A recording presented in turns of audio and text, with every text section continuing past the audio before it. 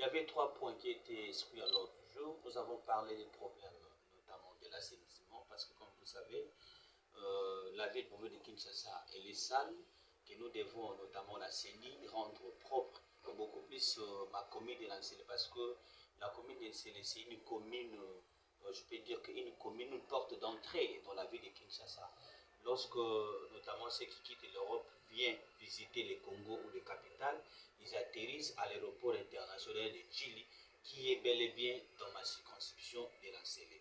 Raison pour laquelle j'avais dit il fallait aussi sensibiliser les chefs coutumiers pour que dans leurs villages respectifs, ils puissent aussi apprendre à leur population et que les salongola ou l'assainissement, ça doit être l'affaire de tout le monde et que nous sommes censés l'assainir chaque jour.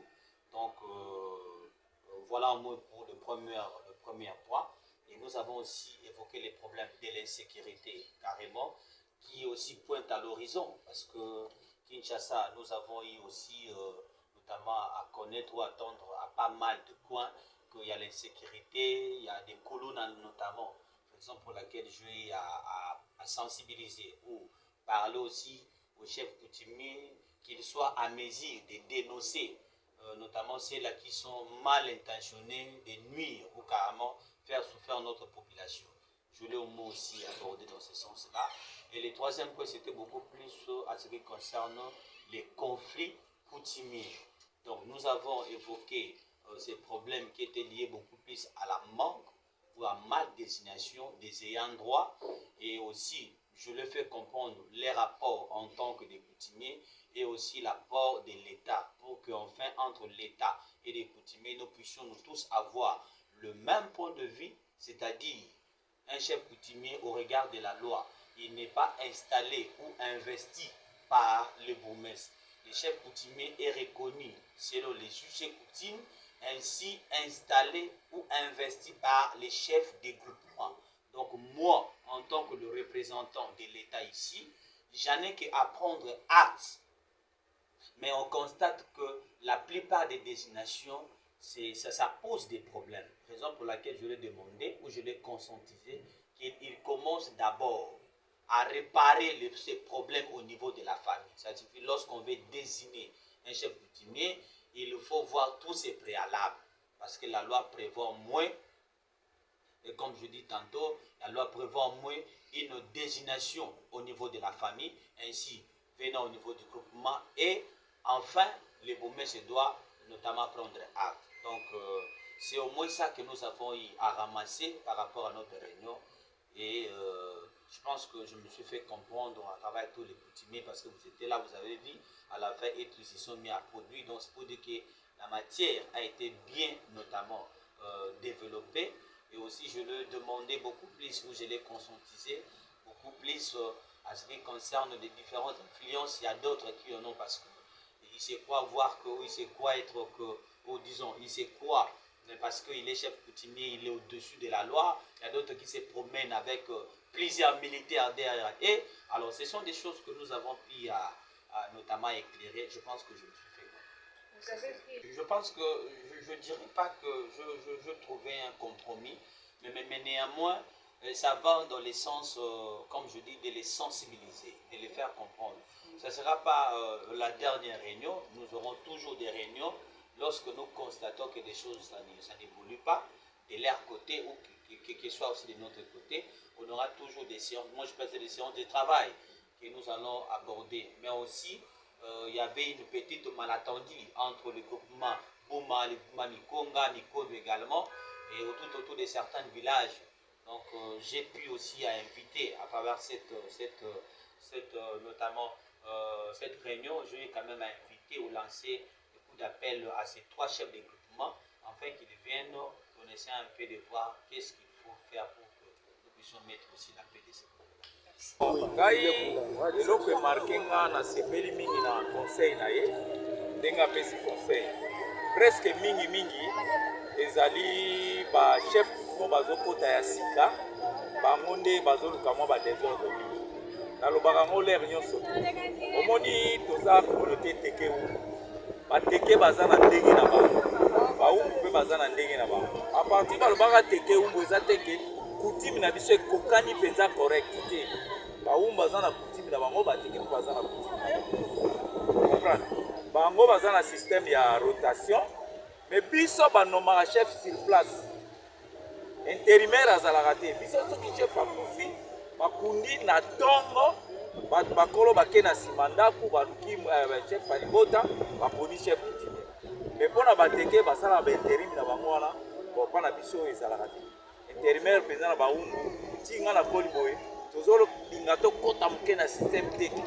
Mais na biso baumbu ezalaka te. Ezala mokonzi akufi bake nsima ndako batie mokonzi. Bon, nga conseil kaka na kopesa ndenge kopesa toloba wana. Mpona nga conseil na pesaka omoni kala lere ezalaki jeune lokola nga baza chef. Pendant obanga kuto mona so balobakanga ba chef soki ka oza yandro mama bando kimisa bana ne bani mais siko tozwa pouvoir mpona koteka kolia surtout mpona umbu eloko nazo regretter tozongisa pouvoir ancestral ndenge ezalaki mingi ozomona chef coutumier aza intronisé te aki afongoli mboka na ye akomi chef atekeli bakonzi ya minene zombi mituka moye mpenza bodirige susu eza te akomosala makambo na ndenge na ye mingi omona chef coutumier chef de village azoswana na chef à groupement et pourtant chef à groupement na ye avandi calme. Or chef à groupement faut pas traiter na moninga na ye chef à groupement oyo baza na ye na limite ozomona mais sikoyo tokomomona bachef de village bakapita bakomi kolekisa donc bakomi kolekisa ka fungoli mwa place na ye akepa chef à groupement apesi ye mwa la basali ye mokanda mesa ye asinye akomoteka mabela ezalaka te eza na makambo mosusu oyo tolobi baverité mosusu toloba ekozala bien te bato baoyina biso. Alors tozosenga kaka na leta aluka bato aye bachef oyo baza sage asala commission moko tozongisa mpenza ndenge coutume ezalaki mpona biso baumbu na oloba surtout na biso baumbu oyo nyonso baza bachef boomona baza bachef te bazwi mpe mikande mpa leta baza bachef te biso baumbu toza bachef de terre toza bachef de village te toza bachef de terre baterre eza na balimite nango bakoko batya eza naturel terre sikoyo ezopesa lem su 30-40 village na terre na yo ndoko osenga okoma groupement eza pouvoir moko tozodirige yango administrativement okoke na terre ya moninga tosote limite no mpo oza groupement ye aza incorporé mpa na yo yo ndoteka mabele na ye ezalaka te. Mais lelo tokoma confondre groupement so batyo chef ya groupement oke na terre ya moto mosusu na village na ye obandi oteka mpo yo chef ya groupement non wana eza mpona teke mpona umbu te. Donc différence eza wana elingo bando pesa biso confusion mpona teke lokola bango bazwaki plateau bandako oyo aye na clane oyo aye na clane bazalaki na représentant moko bango mo bando benge moko motu wana boya alobi yo vanda kuna yo vanda kuna yo vanda kuna bato na chaque clan baza bachef de village ozomona bapesi mutu village na village groupement wana mutu azodirige et chef de village wana soki ateki obligatoire fois akende pa groupement parce que ye mutu alakisaka ye place wana. Mais na biso aumbu eza bongo te eza mutu na famille na ye na mabele na ye na balimite sikoyo pouvoir ancestral eza na mboka moko oyo chef a liboso apikaka likonga pouvoir ancestral baumbu soki okofongola mboka kuna ozala neve nièce ozala mutu ekolo mosusu ofongoli mboka village wana esalami bato bakoti oza kapite oza chef te. Mais lelo tokomomona groupement moko ya baumbu eza na 5 chef 7 chef ezalaka te wana nyonso aza bakapite.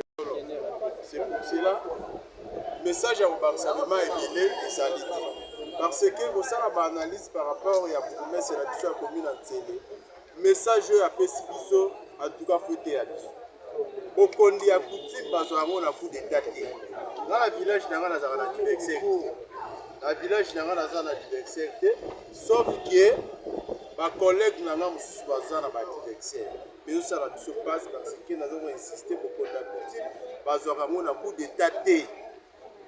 Alors message ni opesi na bana télé sur la radio.